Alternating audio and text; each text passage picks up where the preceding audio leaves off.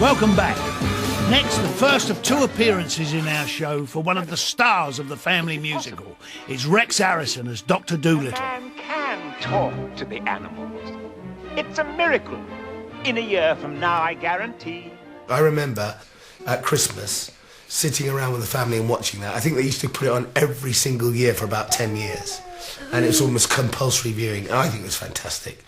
I'll be the marvel of the mammals, playing chess with camels. No more just a boring old MD.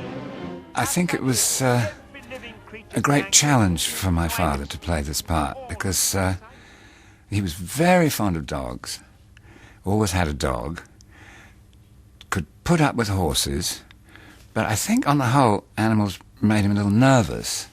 I've studied every living creature's language so I can speak. Not that the animals on set were anything to be scared of. They all wanted to be man and woman's best friend. You'll say like Helica. I mean, have you ever been hugged by a chimp?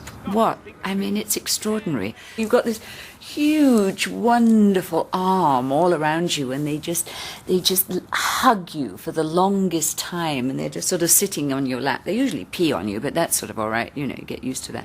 Push-me-pull-yous are remarkable creatures. Of all God's animals, they're the cleverest. They develop these remarkable features running up and down Mount Everest. No! Yes, absolutely true. Running up and down Mount Everest?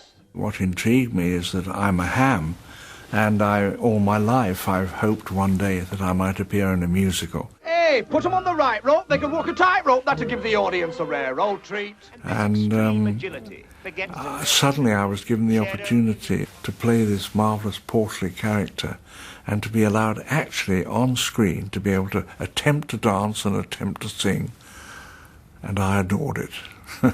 I thought I'd seen every wonder in the world. I've seen the Colosseum in Rome and the Acropolis. I made the biggest blunder in the world, 'cause I'd never seen anything quite like this. The residents of Castle Combe had also never seen anything like it when Hollywood took over their pretty Cotswold village in the summer of 1966. And some people decided to make an explosive protest. A friend of mine didn't like the fact that they were ruining this village, which was voted the prettiest one in Britain, and he decided to make a complaint by blowing up with explosives the dam which made a lake for Rex Harrison to film on. And he asked me to help because I, at the time, was a captain in the SAS regiment and had a lot of explosives. So I helped him one night blow up the dam, and the police happened to be there, and we ended up in Nick, and the protest was definitely made, and I think the result was that they made a very good tidy-up job of Castle Combe when they left. I can walk with the animals, talk with the animals, grunt and squeak and squawk with the animals. Dr. Dolittle, a film so good they made it twice. More recently with another star of the family movie scene, Eddie Murphy. They can squeak and squawk and speak and talk to me.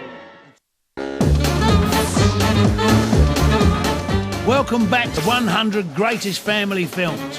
And coming up next, the classic movie where Rex Harrison teaches Audrey Hepburn to talk proper. Like what I do. Here, who wrote this rubbish? The rain in Spain stays mainly in the plain. The premise of My Fair Lady is pretty simple. Based on Shaw's Pygmalion, about a London linguist who transforms this common flower seller girl into a beautiful society lady. The rain in Spain stays mainly in the plain. I think she's got it. I think she's got it.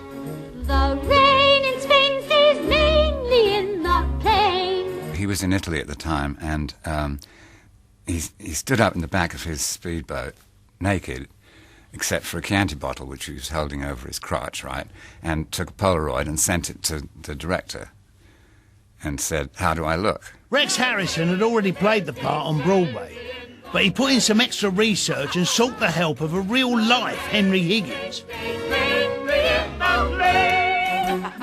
Rex Harrison said that he'd played the part on the stage for years and years, but he said, I want to get it right this time, and when I point to a symbol, I want to make sure I'm pointing to the right symbol. In Hertford, Hereford and Hampshire, hurricanes hardly ever happen. Oh, no.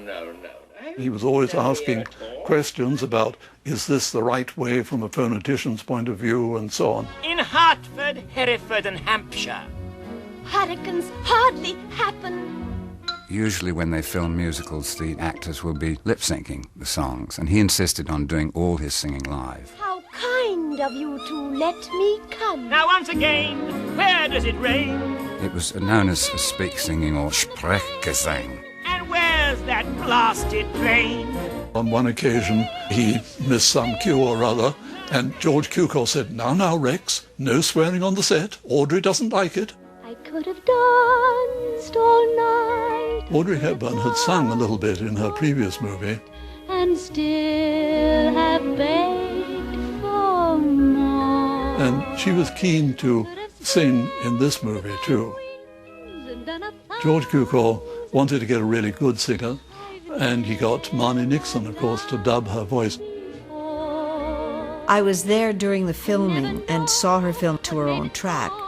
After that, they threw away that track and they had me come back and then mouth to her lips. I think she was very angry. But she, she's very ladylike and she took it. With me, I could have danced. I remember George Cukor saying, oh, it's so nice to have it done with a pretty voice.